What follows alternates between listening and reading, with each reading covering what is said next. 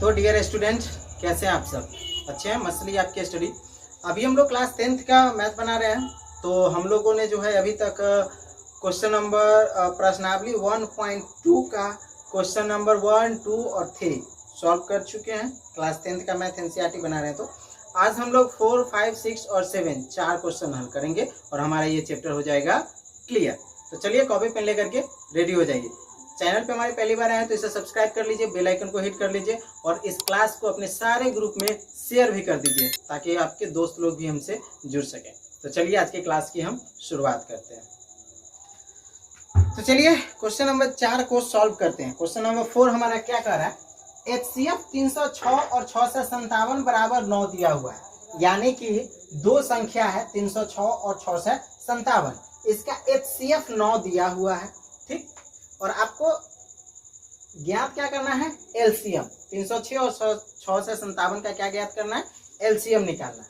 तो एक बात तो आप जानते हैं, यहाँ पर आप लिख सकते हैं कि हम जानते हैं। और क्या जानते हैं आप? हम जानते हैं कि HCF गुने LCM बराबर दोनों संख्या का गुणनफल। दोनों संख्या का गुणनफल, इतना तो हम लोग को पता है। यानी कि HCF को और LCM को दोनों को गुना कर देंगे तो हमारा आंसर उतना प्राप्त होगा जितना कि दोनों संख्या का गुणनफल होगा। यानी कि 306 और 6 से 57 को गुना करेंगे तो जितना आंसर आएगा उतना ही हमारा इसका LCM और HCF आएगा। इतना तो हम लोग को पता है। तो चलिए अब इसको बनाते हैं। हमारा HCF 9 पता है, ठीक। हमको LCM ज्ञात करना है, ठीक है। यानी कि LCM चलिए हमको नहीं पता है, कह रहा है ना LCM ज्ञात करने के लिए, तो LCM मान लेते हैं हमको नहीं पता है। और दोनों संख्या का गुणनफल यानी कि 306 गुने 657, ठीक। अब इसी आधार पर हम काम करेंगे। काम क्या करेंगे? देखिए इधर गुना में है, हम LCM छांट लेते हैं। देखिए ये अंक है, ये वर्ड है। LCM बराबर आप छांट सकते हैं 306 गुने 6 से 57। देखिए ये गुना में है, इधर आएगा तो क्या हो जाएगा? भाग, यानी कि बटे में 9।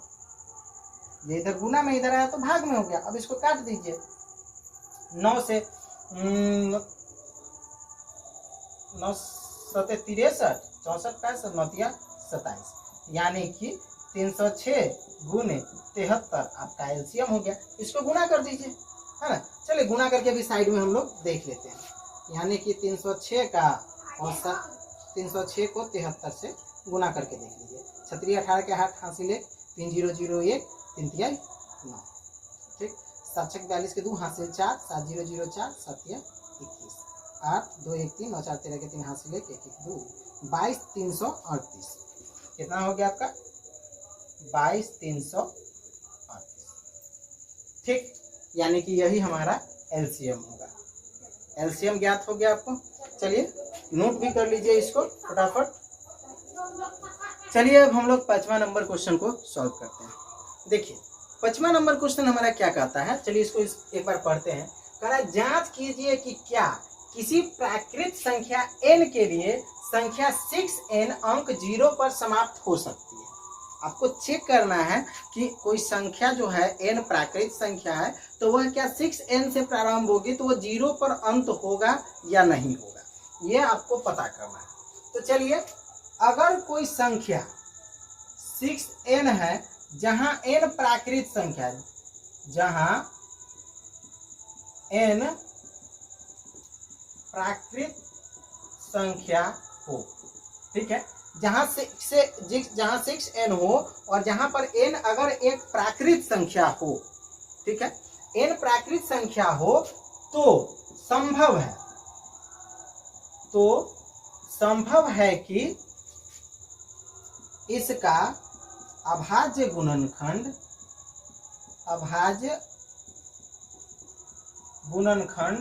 5 हो, है ना।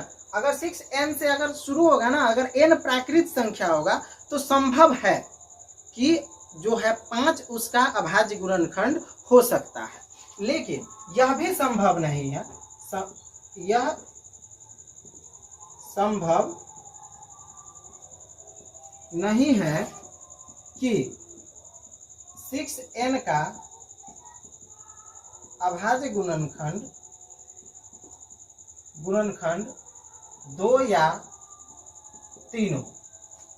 5 हो सकता है, लेकिन यह संभव नहीं है कि 6n का गुणनखंड जो 2 हो या 3 हो सकता है।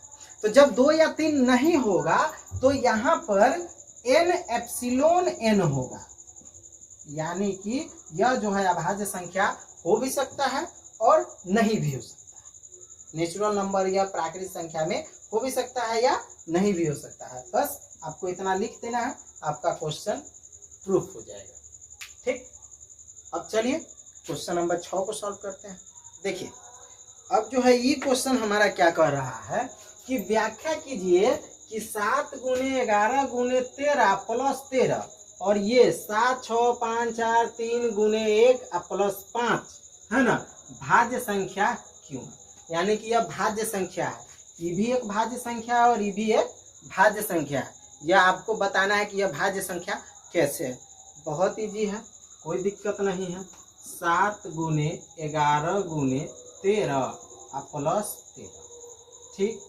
और जो है इधर एक और संख्या है 7 गुणे 6 गुणे 5 गुणे 4 गुणे 3 गुणे 2 गुणे 1 का जोड़ 5। अब आपको क्या करना है, ज़्यादा टेंशन लेने की जरूरत नहीं है, बहुत ही आसान तरीका हम आपको बताते हैं। सारे नंबर को क्या कीजिए, आप गुना कर दीजिए। 11 सते 77 और 77 को 13 से गुना करेंगे तो 13 सते 91 1 1 88 9 13 सते 91 91 और 9 100 100। इसमें जो है 13 जोड़ देंगे, फिर कितना हो जाएगा 7 में 10 के 0 हासिले 1 1 2 0 1 1020। अब आप हमको बताइए कि 1020 भाज्य संख्या है कि अभाज्य संख्या है। स्वाभाविक है भाज्य संख्या है, क्योंकि इसमें 2 से पूरा भाग लग जाएगा। और भी कई सारे नंबर से इसमें 4 से भाग लगेगा, 5 से भाग लगेगा, कई सारे नंबर से भाग लगेगा। ये तो स्वाभाविक है कि भाज्य संख्या हुआ, है ना। चलिए अब इसको समझते हैं। और ये है, सबको गुना कर देते हैं। 5 दूना 10, 10 तिहाई 30, 30 चौक 120, 120 छक 720 और 720 सते 720 सते 7 दूना 14 के 4 हासिल 1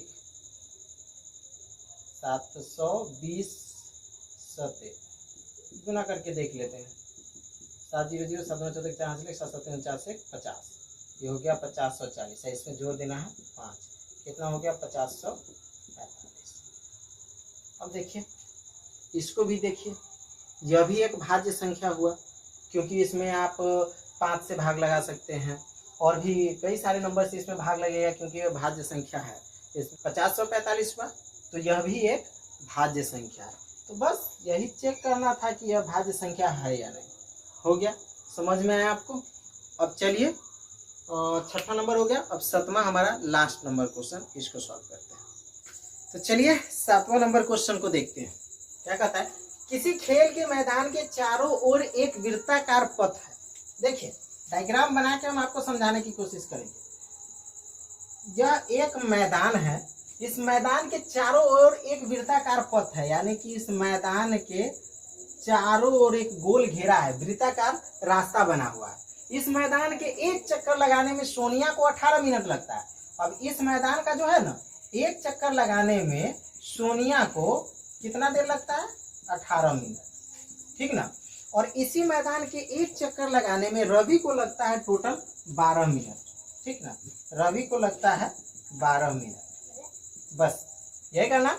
अब कहता है कि मान लीजिए दोनों एक ही स्थान और एक ही समय पर चलना प्रारंभ करे और एक ही दिशा में चलना प्रारंभ करे, तो कितने समय बाद वह पुनः प्रारंभिक स्थान पर मिलेंगे। मान लीजिए कि इस बिंदु से दोनों चलना एक ही बेर में शुरू किया, तो वापस वह दोनों इस बिंदु पर कितना देर के बाद मिलेंगे। तो इसको जो है कुछ नहीं करना, बहुत ईजी है। आपको करना क्या है, दोनों का 18 और 12 का एलसीएम निकाल देना है, ठीक।